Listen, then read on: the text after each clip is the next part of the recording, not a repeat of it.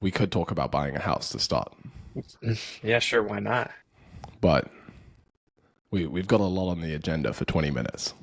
Yeah, we're on a time crunch for sure. We're on a time crunch today. We got 21 minutes for this episode today, and the theme that we're going to be talking about is plateaus in an agency. So, what creates a plateau in the first place, and how to get out of plateaus. I think are going to be the main things that we focus on. Um, but Brayden and I are also considering buying a house through OB Collider. Yeah. So we'll see what happens there. There might be we might actually one day meet in person, and in a house that we buy for the group for people that partake to come and visit. Well, Brayden's also just announced that he'll be living in that house too. So yep. If anyone wants to split the mortgage, let me know. So Sweet, yeah. Let's get let's started. vote. What Fire away. starts them? What starts them? You've had plateaus, have you? I think so. Yeah, Yeah. 90% of its mindset. 90% of its mindset. Okay, Yeah. cool. So what do you think then leads, or like what switches someone from a mindset that leads to growth in their agency to a mindset that leads to plateauing in the first place? Like, if I'm running an agency right now, let's just say I've had my best month ever, I'm scaling. What are the things that I should not do if I want to make sure that I don't experience a plateau in a month or two from now? I'd say, like, don't just stop everything you're doing to handle the additional business, because then, Hmm. you want to keep on growing, keep doing what's working. Hmm. Um, and then, I mean, overall, just like understand that things might break at scale, Hmm. and that's pretty normal. And to not look at it as a bad thing, you just got to look at solving the problems. Like sometimes you might look at it as like, okay, things are breaking, the service isn't as good, and then you get in your own head and you're not selling as confident. That means you're closing less people, and then you talk to clients like your service isn't that good, and then that rubs off on them, and they start to churn, and now you're in a plateau. You know what I mean? Hmm. So just not taking problems as I don't want to say as serious, but they're just things to fix. Like it's not Right. the end of the world. For sure. Yeah. I've definitely seen that a few times over. I think that um, that's great advice generally. When you start getting a lot of business, don't stop sales and marketing. It's probably a mistake that I made at least 2 or 3 times in my agency until I realized the mistake that I was making, and I realized how long it would take me to kind of build back that sales and marketing momentum after I put it on pause. So, how do you handle that though? If you've closed a bunch of clients, you now have service delivery improvements that you need to make, and you need to put more focus into it. What in your experience should you do? Do both. Like Do just both. yeah. I think that's something we talked about where, Hmm. I was wanting to focus more on service delivery instead of adding, focusing on 30K new MRR, Hmm. which is kind of the goal that we had set. And then, you were like, why can't you just do both? Right. I mean, why can't you? You just need better systems or more better people around you, et cetera, to be able Yeah. to do so. Yeah, and I think that one of the problems with pausing with sales and marketing is uh, in pretty much every agency you have a certain percentage of people that churn over time, and you can't do anything about churn. Like you might have the most optimized service delivery in the world, but at some point, if you've got 100 clients, one of them's going to leave. Like something's going to happen in their life that they'll sell the business, they'll decide to shut down the business, they'll have problems within their own business and have to cut costs, whatever that may be, and it's natural.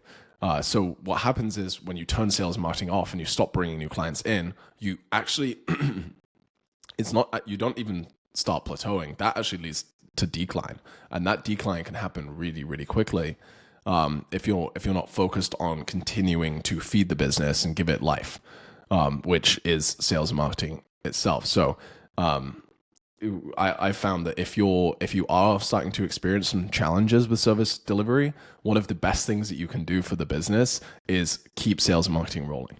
And that might just mean that you could have been spending 80 to 90% of your time on sales and marketing. And we've spoken about in previous episodes the concept of, when you're very early on in your agency, let's say you're doing less than like 20, 30,000 a month in revenue, excuse me, you need to be focused primarily on getting new clients and scaling the business itself. However, there is a point where you need to actually relearn how to balance your time and move away from spending 80 to 90% of it on new clients, and spend more like 40 to 50% on new clients and sales and marketing, and 40 to 50% on the other part of the business itself. But that is like, there is such like a mindset that you have to have within it too. Because as you develop those sales and marketing skills, you actually have a lot more leverage with the knowledge you have. So you have the ability to continue closing new deals at the same velocity you were before, but now spending a lot less time on it. But this is like a belief that you have to kind of rewire with yourself too, because it gets very easy to believe that you can only continue closing and scaling if you're putting the same amount of time into sales and marketing that you were previously. And that's something, again, that you can't really do anything other than like reframe and rewire for yourself. But it's definitely a challenge that most people come across. So I'm curious for you, Brayden, if you like looking at yourself, or looking at other people that that run agencies, what kinds of things would they say or start believing, like what thought patterns does someone have that leads to them getting into a plateau or stagnation with their agency? Like, what are the things that they start doing that then cause the plateau in the first place?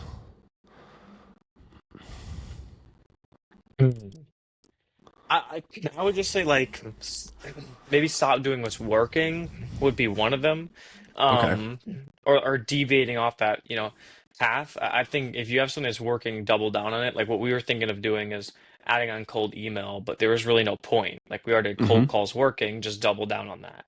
Um, Mm-hmm. what causes someone to plateau? Like I really don't think it's anything outside of mindset. I think Mm-hmm. that's kind of the catalyst for a lot of what happens after then. Can you be more Um, specific about mindset then? Because it's such a broad topic. Like what? yeah, I'll I give you an mean, example. I think one thing that I've seen is when people start getting too worried about their profit. yeah, So when they start getting overly obsessed with like the expenses of their business themselves, and trying to like almost over optimize this, and I've done this too. Like, um, even like in the last 12 months, I looked at the business and we were able to cut like 400,000 a year worth of expenses or something. And I put a lot of focus into that. I think I put like an entire month of focus into like optimizing costs. But I spent so much of my time focusing on optimizing costs that I didn't give sales and marketing the love and the nurturing that it needed. And actually, if I look at what happened in that 30-day period, I ended up with less profit than I would have if I had continued to focus on sales and marketing and maybe done like half of the cost optimizations. And I'd cut like 200,000 a year in revenue, but as a result, added an extra 40,000 in new MRR. yeah. Um, yeah. So a specific example from me, um, yeah, worrying too much about profit could be one. Like obviously you want to maintain really good margins. You want to make sure that you're Yeah. not overspending. But if you only focus on that, then you're taking focus on the other areas or away from the other areas of the business that are actually leading to its growth in the first place. I'd say for me, I mean, like there was one time where I was overly overly focused on clients not churning, and I don't want to say Mm-hmm. client success, like you can be over focused on it, but Mm-hmm. when a client just has any level of complaint or anything like that, or this minor issue where it Mm-hmm. affects you so significantly and stuff like that, and I'm switching to the mindset where it's just like I'm trying my best. If it works, it Mm-hmm. works. If it doesn't, it doesn't. Like I can, Right. but we're trying our best. Like that's Right. literally that's all you can do.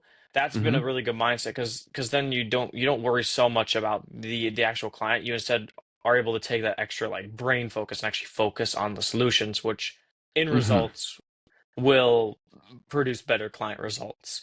Right. So that's one thing I'd say was just I'd also say just over amplifying a lot of problems. Hmm. Like you said, over amplifying profit margin, over amplifying, um clients, maybe some clients having rough results, over like it's probably not as big of a deal as you actually think it is, and it's actually Hmm. super easy to fix. And if you Right. look at it from that mindset, it's a lot easier to go and tackle it compared to looking Right. at it as this like unsolvable problem. Right. Yeah. 100%. Um, so I definitely think there's an attitude where you can start looking at problems, or you can start looking at things as problems. So you can say this person, like, or like this team, um, uh, or this person that I've hired is too expensive for the business. Like it doesn't work with my margins, and it's easy to switch into a state of, well, shit, I need to fix this. And this is a big problem, and I need to stop the problem, whatever it is. I'm losing here. Um, and the problem in doing that, I guess the opportunity to fix that is, um, any of these situations that happen in business are big opportunities in the first place. And there's this great clip of Larry Page explaining this, at the level of Google. And Google is obviously like the third largest company in the world or something. And even Larry Page, who runs Google, has experienced stuff like this, where he's seen big problems within the business itself. And he had this really great explanation of, something that was going wrong within a supply chain. And he was like, they were trying to develop these products, and he just carried on discovering that like there were all of these supply chain problems. The costs were too high, shipping times were too slow, and he explained how he went about approaching that as, an opportunity itself, because they really are opportunities. And when you see something that's going wrong potentially with your service delivery, or you've got clients churning, or you're not closing as much as you want to, or whatever it may be in the business, or you've got a cost that's too high. Those things are opportunities, and most of the time, the opportunity is like, in better utilizing that expense itself, or better utilizing that resource that you have at your disposal, or finding a way to get like a series of wins out of a situation that you could look at as bad. And like even, we were speaking about this a couple of weeks ago when you saw problems within like your industry itself. You were like, well, hang on, these are things that are like fundamentally flawed, and you can look at that and you can go, actually, you know what, my niche sucks. And Yeah. so I need to be in a different niche. And like lots of people do something like this. They'll go and they'll go, oh, my niche is the problem itself, I should just be in a different niche. And then they switch niches and discover that the same problems exist in a slightly different form. And actually what it is there's a ton of opportunity. Like the problem that they're seeing is the opportunity itself. And if you can solve that, then you have a business that grows way, way faster. And that was always the approach that I learned to take over the years of running Flax, where so many people in like this online SMMA agency, AI, automation space, whatever you want to call it, so many people, and excuse me, I'm going to sneeze. That's me. So many people, uh, say that e-commerce is a terrible niche. It's super hard to scale in, and it's saturated, and everyone's doing it. La da da da da. Um, but I always saw that as the opportunity for the agency itself, where if that problem that people are seeing can be fixed, and if you can spend enough time working with it and taking creative solutions, then there will be massive growth. And oftentimes when people are saying something's too saturated and then no one's going into that space, it actually means that within 6 months or 12 months or 24 months, it's not going to be very saturated at all. And it's actually going to be very easy to stand out and be, much better than anyone else in it. So that's one of the other advantages that you have with any problem that you're experiencing, is if you can actually like tackle the problem for longer, then most people, are going to be running away from the problem itself, and they're going to be trying to avoid it, or, they're going to do things that actually limit their growth themselves. 100%. Yeah. I mean, I think that's a great way to look at things, is specifically not as problems, but as solutions. I Hmm. think I came to you with a boatload of problems like a week ago or something, and you just said like it looks like a lot of money. Like that's pretty much all it is, right? Hmm. Um, I think that gives you a much better outlook on problems and not looking at them in such a negative way. And instead Hmm. looking at them as, like you said, a lot of opportunity, a lot of things to solve. Because if it's oversaturated, too hard to do this, XYZ, and you figure it out, no one's done it. It's a huge moat for the business. It's a huge growth opportunity. Like some offer that I'm working on right now, I haven't seen anyone do it. It's probably going to be very hard. There's a lot of nuanced things to it, but therefore it's going to have big, big payoffs if done Hmm. correctly. So it shouldn't be looked at as a bad thing. 1,000%. So that's definitely something you can catch within yourself as if that happens. I think you can apply that to all areas of your life, not just business too. I really do think Hmm. that business is like the best mirror into yourself, and the problems that are going like any problems that you have with your business or your company, basically just reflections into yourself. So it's also a really good way to understand what you're doing wrong or where your opportunities for improvement are. But yeah, just on the topic of plateauing, I think one of the things that I've seen personally that lead to plateaus is when I've looked at expenses that are leading to growth or bringing me good things within the business, and then I've tried to get rid of them. So there's a really good example of like, I think a year and a half ago, we had a really great cold outreach email agency. And I was like, they're like pretty good, but not like there are a few things that are kind of wrong with it. And a couple other people at the company felt the same way, where, we felt that like the quality of conversations in the email inboxes could be slightly higher and the speed to lead could be faster and all this stuff. Uh, and it led us to go, okay, well, we're going to build this in house ourselves. And we had kind of started already constructing our own like cold email team.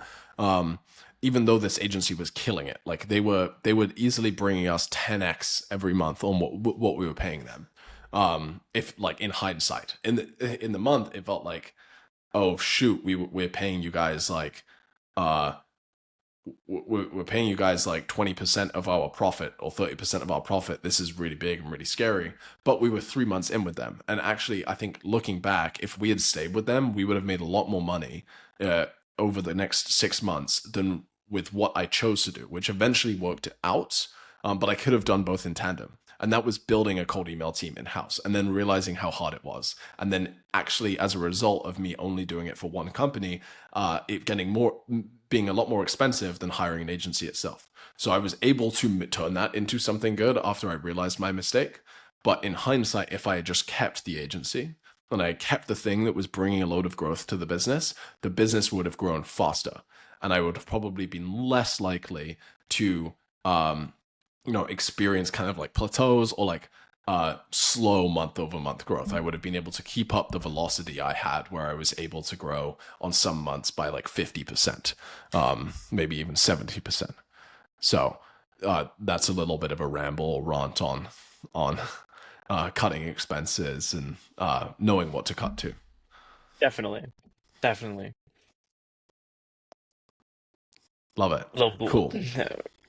I think that's it. I'm trying to think of something else. Same here. Honestly, I think those are the main things that lead to it. I think it's like you said, it is mentality. I think we could sum it up to having an opportunity mentality or a problem mentality. I think people call this like growth and scarcity mindsets. Um, but yeah, definitely just taking the approach of this is a win, this is good, this is what needs to happen in order for the business to grow is like consistently something that leads to the fastest growth possible. And it's definitely difficult to stay in that mentality itself and also have the right information that is needed to get you there and to get you experiencing that growth. But probably one of the biggest things that I've seen for myself, and I would argue for all people in all businesses everywhere. So 100%. on that note, if you're listening to this, if you don't know what OB Collider is, Brayden and I run OB. We have essentially built a training community program mentorship. I don't know exactly what to call it, but it's all focused on adding $1 million a year in profit to your agency, putting in management that allows you to cash flow the business or exit it. And if you'd like to apply, we accept one person a month, so you can fill out the form that's going to be below this video somewhere. If you're watching on YouTube, if you're listening on Spotify, you're gonna have to find us on YouTube. But you can fill out the form. We look at everyone's applications ourselves, and we select one person every single month to bring into this very tight knit group of high level agency owners and help scale their agencies. So yeah, this is like a multi-year program, and I think the only thing like that, I think we're the only like multi-year program for agency owners that exists on the That internet. not probably not the only one, but once again, nothing out of pocket, only on additional revenue growth. Super, super important. So let us Yes, come sir. in, deliver that revenue growth, then you pay. Then you pay. Boom. Awesome. With that being said, we'll wrap it up and see you guys next week.